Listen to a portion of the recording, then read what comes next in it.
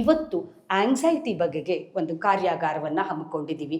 ಹಾಗಾದರೆ ಈ ಕಾರ್ಯಾಗಾರ ಏನೇನೆಲ್ಲ ಒಳಗೊಂಡಿರುತ್ತೆ ಅನ್ನೋದನ್ನು ನಾನು ನಿಮಗೆ ಅರ್ಥ ಮಾಡಿಸೋದಕ್ಕಿಂತ ಮೊದಲು ಡಾಕ್ಟರ್ ಉಷಾ ವಸ್ತಾರೆಯವರ ಪರಿಚಯವನ್ನು ನಾನು ಮಾಡಿಕೊಡ್ಬೇಕು. ಡಾಕ್ಟರ್ ಉಷಾ, ನೀವು ಭರವಸೆ ಯೂಟ್ಯೂಬ್ ಚಾನಲ್ ನೋಡುವವರಿಗೆ, ಯೋಗಕ್ಷೇಮದವರಿಗೆ ಉಷಾ ಮೇಡಮನ್ನು ಪರಿಚಯಿಸಿಕೊಡುವ ಅಗತ್ಯತೆ ಖಂಡಿತ ಇಲ್ಲ. ಆದರೂ ನಾನು ಯಾತಕ್ಕಿಷ್ಟು ಮುಖ್ಯ ಅಂತ ಹೇಳ್ತೀನಿ ಅಂದರೆ, ಒಬ್ಬ ನ್ಯೂರೋ ಸೈಂಟಿಸ್ಟ್ ಆಗಿ, ಯೋಗಕ್ಷೇಮದ ಸ್ಥಾಪಕರಾಗಿ, ಜಗತ್ತಿನ ಬೇರೆ ಬೇರೆ ದೇಶಗಳಲ್ಲಿ ಕಾರ್ಯಕ್ರಮಗಳನ್ನು ನೀಡುವವರಾಗಿ ಅವರು ಇವತ್ತು ನಮ್ಮ ಈ ಕಾರ್ಯಕ್ರಮಕ್ಕೆ ಬಂದಿದ್ದಾರೆ. ಯಾಕೆಂದರೆ ಒಂಥರ ನಾನು ಅದನ್ನು ಇನ್ನೆಷ್ಟು ಒಂಥರ ಹೇಳ್ತಾರಲ್ಲ, ಇಲ್ಲ ನೀವು ಇದು ಮಾಡಿಕೊಡ್ಲೇಬೇಕು ಅನ್ನೋ ಹಾಗೆ ಒಂದು ರೀತಿಯಿಂದ ಹಠ ಹಿಡಿದ ಹಾಗೆ ಅವರನ್ನು ಇಲ್ಲಿ ಕರ್ಕೊಂಡು ಬಂದು ಇಲ್ಲಿ ಈ ಒಂದು ಕಾರ್ಯಾಗಾರವನ್ನು ನಡೆಸ್ಕೊಡಿ ಅಂತ ಅವ್ರನ್ನ ತುಂಬ ಕೇಳಿಕೊಂಡೆ. ಅವರು ಸೇವೆಯ ದೃಷ್ಟಿಯಿಂದ ಈ ಎಲ್ಲ ಕೆಲಸಗಳನ್ನು ಅವರು ಮಾಡ್ತಾ ಇದ್ದಾರೆ. ಪುಸ್ತಕಗಳು ಬಂದಿದೆ, ಅಲ್ಲಿ ನಾವು ಪುಸ್ತಕಗಳನ್ನು ಡಿಸ್ಪ್ಲೇ ಮಾಡಿದ್ದೀವಿ. ಬರೋಡದಲ್ಲಿ ಅವರು ಒಂದು ಇದನ್ನು ಮಾಡಿದ್ರು, ಖಿನ್ನತೆಗೆ ಔಷಧಿ ರಹಿತ ಚಿಕಿತ್ಸೆಗಳನ್ನು ಹೇಗೆ ಖಿನ್ನತೆ ಗುಣಪಡಿಸೋದಕ್ಕೆ ಬಳಸಬಹುದು ಅನ್ನೋದು ಹಲವಾರು ರೀತಿಯ ಸಂಶೋಧನೆಗಳನ್ನು ಇವತ್ತು ನ್ಯೂರೋಸೈನ್ಸಲ್ಲಿ ನಡೀತಾ ಇದೆ.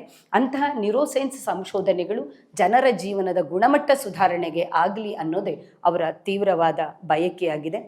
ಇದು ಬಹುಶಃ ಹೋಗ್ತಾ ಹೋಗ್ತಾ ನಿಮಗೆ ಬೇರೆ ಬೇರೆ ರೀತಿಯಿಂದ ಉಷಾ ಮೇಡಮ್ ಅವರ ಪರಿಚಯ ಆಗುತ್ತೆ. ಇವತ್ತಿನ ವರ್ಕ್ಶಾಪಿನ ವಿಶೇಷ ಅಂದರೆ ಆಧ್ಯಾತ್ಮ ಮತ್ತು ವಿಜ್ಞಾನ ಎರಡನ್ನು ಬೆರೆಸಿ ನಾವು ಆಂಗ್ಸೈಟಿಯನ್ನು ಅರ್ಥ ಮಾಡ್ಕೊಳ್ತಾ ಇದ್ದೀವಿ, ಅದಕ್ಕೆ ಪರಿಹಾರವನ್ನು ಕಂಡುಕೊಳ್ತಾ ಇದ್ದೀವಿ, ಮತ್ತು ಪರಿಹಾರ ಹೇಗೆ ಅನ್ನೋದನ್ನು ಕೂಡ ನಾವೇ ಬಳಸಿಕೊಳ್ಳುವಂಥ ಟೂಲ್ಸನ್ನು ಕೂಡ ಅವರು ಕೊಡ್ತಾ ಇದ್ದಾರೆ. ನಾನೀಗ ಹೇಳಿದೆ, ಏನು 3-4 ಹಂತಗಳಲ್ಲಿ ನಾವಿದನ್ನು ತಗೊಂಡು ಹೋಗ್ತೀವಿ. ಮೊದಲನೆಯದು ಇಂಟ್ರಡಕ್ಷನ್ನು. ಎಲ್ಲದರಲ್ಲಿಯೂ ಇರುತ್ತೆ ಇಂಟ್ರಡಕ್ಷನ್ನು. ಆದರೆ ಈ ಇಂಟ್ರಡಕ್ಷನ್ ಹೇಗೆ ಅಂದರೆ, ಮುಂದಿನ ಒಂದು ವರ್ಕ್ಶಾಪ್ಗೆ ಮಾನಸಿಕವಾಗಿ ನಾವು ಸಿದ್ಧವಾಗೋದು ಒಂದು ಥರ ಇರುತ್ತೆ. ಆದರೆ ಒಂದು ಪ್ರಿಪ್ರೇಷನ್ ಆಗಿ ಹೋಗಿಬಿಡಬೇಕು. ಮುಂದೆ ಒಂದು ವಿಚಾರವನ್ನು ಯಾವ ನೆಲೆಯಿಂದ ನಾನು ಗ್ರಹಿಸಬೇಕು ಅನ್ನೋದು ಸಿದ್ಧವಾಗಿಬಿಡಬೇಕು. ಅಂತಹ ಒಂದು ಸಿದ್ಧತೆಯಾಗೋದಕ್ಕೆ ಇದೊಂದು ಇಂಟ್ರಡಕ್ಷನ್ ಇರುತ್ತೆ. ಈ ಇಂಟ್ರಡಕ್ಷನ್ನಲ್ಲಿ ಏನು ವಿಚಾರಗಳನ್ನು ಹೇಳ್ತಾರೋ ಅದು ಕೇವಲ ಆಂಗ್ಸೈಟಿಗೆ ಮಾತ್ರ ಅಲ್ಲ, ನಮ್ಮ ಇಡೀ ಬದುಕನ್ನೇ ಉತ್ತಮಪಡಿಸಿಕೊಳ್ಳುವುದಕ್ಕೆ ನೆರವಾಗುವ ಸಂಗತಿಗಳನ್ನು ಹೇಳ್ತಾರೆ. ನಂಗೆ ಕೇವಲ ಆಂಗ್ಸೈಟಿ ಇದೆ, ನನಗೆ ಆಂಗ್ಸೈಟಿ ಕುರಿತಾಗಿ ಮಾತ್ರ ಮಾಹಿತಿ ಸಿಕ್ಕಿದ್ರೆ ಸಾಕು ಅಂತೀವಲ್ಲ, ಹಾಗಲ್ಲ. ಆಂಗ್ಸೈಟಿಯಿಂದ ಹೊರ ಬರುವ ಇಡೀ ಪ್ರೋಸೆಸ್ಸಲ್ಲಿ ನಾವು ಹೇಗೆ ಬೆಳೆದು ಬಿಡ್ತೀವಿ. ಆಂಗ್ಸೈಟಿ ಅನ್ನೋದು ಇಲ್ಲೊಂದು ಸಂಗತಿಯಾಗಿದೆ. ಇಲ್ಲಿ ನಾವೊಂದು ಏನೋ ಒಂದು ಹೆಡ್ಡಿಂಗ್ ಇಟ್ಟಿದ್ದೀವಿ, ಒಂದು ಸಂಗತಿಯಾಗಿದೆ, ನಮಗೆ ಗೊತ್ತಾಗ್ತಾ ಇದೆ. ಇದರಿಂದ ಹೊರಗೆ ಬರುವ ಪ್ರೋಸೆಸ್ ಇದೆಯಲ್ಲ, ಆ ಪ್ರೋಸೆಸ್ಸಲ್ಲಿ ನಾವು ತುಂಬ ಕಲಿತೀವಿ, ನಾವು ಬೆಳೀತೀವಿ. ನಾವು ಬೆಳೆಯೋದಕ್ಕೆ ಇದೊಂದು ಅವಕಾಶವಾಗುತ್ತೆ. ಅಂತಹ ಅವಕಾಶ ಹೇಗೆ ನಿರ್ಮಾಣ ಮಾಡಿಕೊಳ್ಬೇಕು ಅನ್ನೋದನ್ನೇ ಈ ಒಂದು ಇಂಟ್ರಡಕ್ಷನ್ನಲ್ಲಿ ಹೇಳ್ತಾ ಬರ್ತಾರೆ. ಆ ಇಂಟ್ರಡಕ್ಷನನ್ನು ಕೇಳಿದ ಮೇಲೆ ನಾನು ಮತ್ತೆ ನಿಮ್ಮನ್ನು ಪ್ರಶ್ನೆ ಮಾಡ್ತೀನಿ, ಏನಂದರೆ ಅಲ್ಲಿ ನಿಮಗೇನಾದರೂ ಡೌಟ್ಸ್ ಇದೆಯಾ, ಅಥವಾ ನೀವೆಷ್ಟು ಅರ್ಥ ಮಾಡಿಕೊಂಡ್ರಿ? ಇದು ಒಂದು ಇಡೀ ದಿನದ ಪ್ರಯಾಣದಲ್ಲಿ ನಾನು ನಿಮ್ಮ ಜೊತೆಗೆ ಇರ್ತೀನಿ. ಯಾಕೆಂದರೆ ನಾವೆಲ್ಲರೂ ಸೇರಿ ಕಲಿತಾ ಇದ್ದೀವಿ, ನಾವೆಲ್ಲರೂ ಸೇರಿ ಕಲಿತೀವಿ. ನಿಮ್ಮ ಪ್ರಶ್ನೆಗಳು ನಮಗೊಂದು ಕಲಿಕೆಯಾಗುತ್ತೆ, ನಿಮ್ಮ ಸಂದೇಹಗಳು ನಮಗೆ ಕಲಿಕೆಯಾಗುತ್ತೆ, ಅಥವಾ ಒಂದು ಮಾತು ನಮಗೆ ಕಲಿಕೆಯಾಗುತ್ತೆ. ಇಂತಹ ಹಲವಾರು ಕಲಿಕೆಗಳ ಮೂಲಕವೇ ನಾವು ಬೆಳೀತಾ ಹೋಗ್ತೀವಿ. ಅಂಥ ಒಂದು ಬೆಳೆಯುವಿಕೆಗೆ ಇವತ್ತು ಒಂದು ನಾಂದಿಯಾಗ್ತಾ ಇದೆ. ಅಂಥ ಒಂದು ಸಿದ್ಧತೆಗಾಗಿಯೇ ಈ ಒಂದು ಇಂಟ್ರಡಕ್ಷನ್ ಇದೆ. ಇಂಟ್ರಡಕ್ಷನನ್ನು ದಯವಿಟ್ಟು ನೀಡಬೇಕು ಅಂತ ನಾನು ಡಾಕ್ಟರ್ ಉಷಾ ವಸ್ತಾರೆ ಅವರನ್ನು ಕೇಳ್ಕೊಳ್ತಿದ್ದೀನಿ. ನಮಗೇನಾದರೂ ಆಂಗ್ಸೈಟಿ ಆದರೆ it takes only 1% to change that, and that is you. But ಬರೀ ಚೇಂಜ್ ಮಾಡಿದ್ರೆ ನನಗೆ ಸಾಕಾಗಲ್ಲ. ಬರೀ ಚೇಂಜ್ ಮಾಡೋದನ್ನು, ಆಂಗ್ಸೈಟಿನ ಹೇಗೆ ಬದಲಾವಣೆ ಮಾಡ್ಕೊಳ್ಳೋದು ಅಂದರೆ it's not enough for me.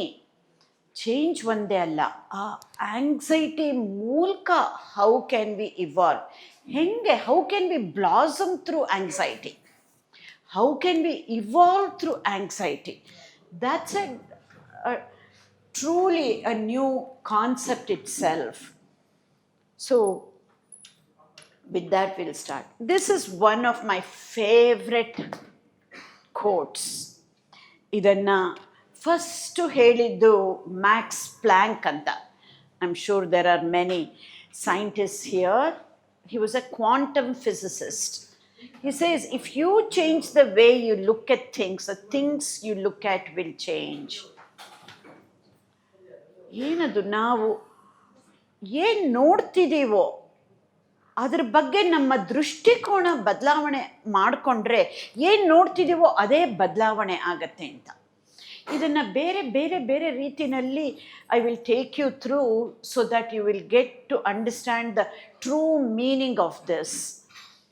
Usually ಬೇರೆ ರೀತಿಯಲ್ಲಿ ಇಲ್ಲೇ ಹೇಳ್ತಾ ಇದೆ, but this quote I am gonna be repeating again and again. ನಿಮಗೆ ಅದು ಗೊತ್ತಾಗತ್ತೆ ಏನು ಹಂಗಂದ್ರೆ ಅಂತ ಅಂದ್ಬಿಟ್ಟು. How do we change our perspective, how do we change our mindset, ಮತ್ತು ಯಾತಕ್ಕೆ ಮಾಡಬೇಕು ಅನ್ನೋದಕ್ಕೂ ಕೂಡ. ಸೊ ಇಷ್ಟೊಂದು ಸಲ ನಮಗೆ ಗೊತ್ತಿಲ್ಲ. The quality of our mind is nothing but our quality of our life itself. Deepak Chopra ಹೇಳ್ತಾರೆ, every time we are tempted to react in the same old way, we become prisoner of the past. ಅಥವಾ can we be the pioneer of the future ಅಂತಂದ್ಬಿಟ್ಟು. So loaded statement, ಅಷ್ಟು ಸುಲಭವಾಗಿ ಅರ್ಥ ಆಗಲ್ಲ. ಅಥವಾ ನಮ್ಗೆ ಅರ್ಥ ಆದರೆ ಸರಿ, ಅರ್ಥ ಆಯಿತು, ಹೆಂಗೆ ಅನ್ನೋದು ಗೊತ್ತಾಗಲ್ಲ. So let us understand that statement from a neuroscience perspective. ನಾನು ಯಾವಾಗಲೂ ತುಂಬ scientific perspective, neuroscience perspective, quantum physics perspective, evolutionary biological perspective ಅಂತ ತುಂಬ ಸೈಂಟಿಫಿಕ್ ಪರ್ಸ್ಪೆಕ್ಟಿವ್ ಅಂತ ಹೇಳ್ತಾನೆ ಇರ್ತೀನಿ. ಯಾತಕ್ಕೆ ಅದು ತುಂಬ ಮುಖ್ಯ ಸೈಂಟಿಫಿಕ್ ಪರ್ಸ್ಪೆಕ್ಟಿವ್ ಅಂತಂದರೆ, look at the science is all about commonality. And not only commonality, but also reproducibility. ನಾವು ಯಾವ ದೇವರನ್ನು ನಂಬಲಿ, ನಮ್ಮ colour of skin, colour of hair, colour of eyes ಏನೇ ಇರಲಿ, it does not matter. Science ಅಂದರೆ ಎಲ್ಲರಿಗೂ ಒಂದೇ ಥರ ಅನ್ವಯಿಸತ್ತೆ. That is what is common about science. But it's also reproducibility. Common ಏನೋ ಸರಿ, ಅದಾಗಬಹುದು, but even more important is about the reproducibility of science. ಏನು, ನಾವೊಂದು ಮೆಥಡಾಲಜಿ ಅಥವಾ ಒಂದು ಟೂಲ್ಸನ್ನು ಕೊಟ್ಟರೆ ಅದನ್ನು ನಾವು ಹಾಗೆ ಫಾಲೋ ಮಾಡಿದ್ರೆ ಅದೇ ಥರ ರಿಸಲ್ಟ್ಸ್ ಎಲ್ಲರಿಗೂ ಬರಬೇಕು. ಅದು ಬರದೇ ಹೋದರೆ ಇನ್ನೂ ಏನೋ ಸರಿಯಾಗಿ ಆಗ್ತಾ ಇಲ್ಲ. Maybe we need to tweak a little bit. ಬೇರೆ ಕೋರ್ಸ್ ಕರೆಕ್ಷನ್ ಅಂತ ಹೇಳ್ತೀವಲ್ಲ, ಅದನ್ನು ಮಾಡ್ಕೋಬೇಕು ಅನ್ನೋದು ಗೊತ್ತಾಗತ್ತೆ. ಅದಕ್ಕಾಗಿ ಇವತ್ತು we just gonna introduce the tools for you. ಅದನ್ನೇ we gonna go quite deep into the tools. But ನಾವು ಎಷ್ಟೇ ಥಿಯರಿಟಿಕಲ್ ನಾಲೆಡ್ಜ್ ಇದ್ರೂ ಟೂಲ್ಸ್ ಅದು ಒಂದು ಬರೀ ಥಿಯರಿಯಾಗಿ ನಾವು ಅರ್ಥ ಮಾಡಿಕೊಂಡ್ರೆ ಸಾಕಾಗಲ್ಲ. Tools once you start applying, ಆವಾಗ ನಮಗೆ ಪ್ರಶ್ನೆಗಳು ತುಂಬ ಬರುತ್ತೆ ಟೂಲ್ಸ್ ಬಗ್ಗೆ. So that is when we gonna, ಅವಾಗ ಸುಧಾ ಹೇಳ್ತಾ ಇದ್ದಂಗೆ we gonna run a couple of support group meetings to see ನೀವು ಇಂಪ್ಲಿಮೆಂಟ್ ಮಾಡೋಕ್ಕೆ ಶುರು ಮಾಡಿದಾಗ ಆ ಡೌಟ್ಸ್ ಬರೋದನ್ನು ಕ್ಲಿಯರ್ ಆಗೋಕ್ಕೆ. ಸೊ ಇಲ್ಲಿ ಏನು statement prisoner of the past ಅಂದರೆ ಏನು ಅನ್ನೋದನ್ನು ತಿಳ್ಕೊಳ್ಳೋಣ. We don't realise most of the time we are at the mercy of our old habits, and we are at the mercy of our old ways of thinking. We are at the mercy of old ways of feeling. We are at the mercy of old ways of speaking and reacting.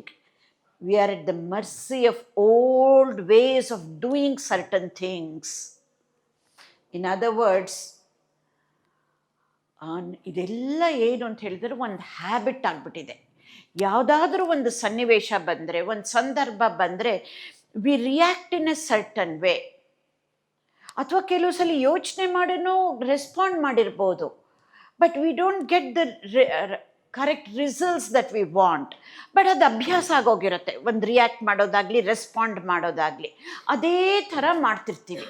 But we expect different results, ಆಗ್ತಾ ಇರಲ್ಲ. That is what I mean by the habit ಆಗಿಬಿಡತ್ತೆ. Habits are automatic. ನಾವು ಒಂದೇ ಥರ ಮಾಡಿ ಬೇರೆ ರಿಸಲ್ಟ್ಸನ್ನು expect ಮಾಡಿದ್ರೆ ಆಗುತ್ತಾ? ಖಂಡಿತ ಆಗಲ್ಲ. This is where Albert Einstein ಹೇಳಿದ್ದಾರೆ, if you keep doing the same thing again and again and again and expect different results, ಅವ್ರು ಹೇಳ್ತಾರೆ, some of you know what it is called insanity ಅಂತ ಹೇಳ್ತಾರೆ. ಹುಚ್ಚುತನ ಅಷ್ಟೇ, ಹುಚ್ಚು ಅಂತಲ್ಲ, ಹುಚ್ಚುತನ ನಾವು ಅದೇ ಥರ ಮಾಡಿ ಬೇರೆ ಥರ ರಿಸಲ್ಟ್ಸ್ ಎಕ್ಸ್ಪೆಕ್ಟ್ ಮಾಡಿದ್ರೆ ಎಲ್ಲಿ ಸಾಧ್ಯ ಆಗೋದೇ ಇಲ್ಲ. ಸೊ ಇದನ್ನು ಮಾಡಿದಾಗಲೇ we become prisoner of the past. ಅದೇ ಹ್ಯಾಬಿಟ್ಸನ್ನು ಮತ್ತೆ ಮತ್ತೆ, ಯಾಕೆಂದರೆ ನಾವು ಪ್ರಯತ್ನ ಮಾಡೋಕ್ಕೆ ಬೇಕೇ ಆಗಲ್ಲ, ಅದು ಹ್ಯಾಬಿಟ್ ಆಗೋಗ್ಬಿಟ್ಟಿದೆ, ಅದನ್ನೇ ಮಾಡ್ತಾ ಇರ್ತೀವಿ. ಹಾಗಾದರೆ how not to be the prisoner of the past. Prisoner of the past ಅನ್ನೋದು ಏನು ಅನ್ನೋದು ಗೊತ್ತಾಯಿತು. How not to be. We need to start practising self awareness. ಅರಿವು, ನಮ್ಮ ಬಗ್ಗೆನೇ ನಮಗೆ ಅರಿವು ಮೂಡಬೇಕು, ಅದು ಹೆಚ್ಚಾಗಬೇಕು.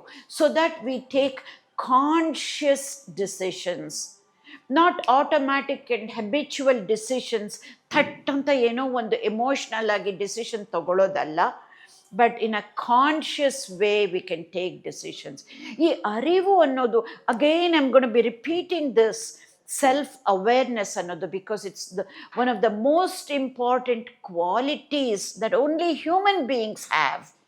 ಆ್ಯಂಡ್ ಈ quality which is of the conscious mind, ಪ್ರಜ್ಞಾಪೂರ್ವಕ ಮನಸ್ಸಿನ ಒಂದು ಗುಣ ಏನು, ಅವೇರ್ನೆಸ್ ಅನ್ನೋದು, ಅರಿವು.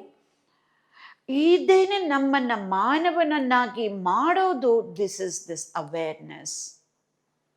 ಸೊ ಈ ಅವೇರ್ನೆಸ್ಸನ್ನು ನಾವು ಹೈಟನ್ ಮಾಡ್ಕೋಬೇಕಾಗತ್ತೆ. So you will be hearing this again and again from me. ಎಷ್ಟರ ಮಟ್ಟಿಗೆ ಅಂತಂದರೆ, ಇದನ್ನೇ ನೋಡಿ, ನಮ್ಮ ಸ್ಕ್ರಿಪ್ಚರ್ಸಲ್ಲಿ ಹೇಳಿದೆ, ಅರಿವೇ ಗುರು. ಎಕ್ಸಾಕ್ಟ್ಲಿ, ಅರಿವೇ ಗುರು. ಈ ನಮಗೆ ಏನು ನಾವು ಮಾಡ್ತಾ ಇದ್ದೀವಿ ಅನ್ನೋದು ನಮಗೆ ಅರಿವಾದರೆ then we will be able to change. ಇಷ್ಟೊಂದು ಸಲ ಈವನ್ ಆ್ಯಸ್ ಅಡಲ್ಟ್ಸ್ ನಮಗೆ ನಾವು ಏನು ಮಾಡ್ತಿದ್ದೀವಿ ಅನ್ನೋದು ಗೊತ್ತಿಲ್ಲ, ಏನು ಮಾತಾಡಿದ್ದೀವಿ ಅನ್ನೋದು ಗೊತ್ತಿಲ್ಲ, ಏನು ಹೇಳ್ತಾ ಇದ್ದೀವಿ ಅನ್ನೋದು ಗೊತ್ತೇ ಆಗೋದಿಲ್ಲ. ಅದು ಹ್ಯಾಬಿಟ್ಟಾಗಿ ಹೀಗೆ ಮಾತಾಡ್ಕೊಂಡು ಹೋಗಿರ್ತೀವಿ. ಕೆಲವು ಸಲ ಅದರಿಂದಾನೇ ನಮಗೆ ಬರೀ ಆಂಗ್ಸೈಟಿ ಅಲ್ಲ, it could be depression, it could be anxiety, it could bring in interpersonal ರಿಲೇಷನ್ಶಿಪ್ಸಲ್ಲಿ ಚಕಮಕಿ ಅಂತ ಹೇಳ್ತಾರಲ್ಲ, ಅದನ್ನು ಕೂಡ ಆಗುತ್ತೆ. ನಮಗೆ ಗೊತ್ತಿರೋದಿಲ್ಲ ಏನು ಹೇಳಿರ್ತೀವಿ, ಹೆಂಗೆ ಹೇಳಿರ್ತೀವಿ ಅಂತ. So wherever possible I am going to just bring in a scriptural knowledge so that we can get the same message from both the angles, both science and spirituality.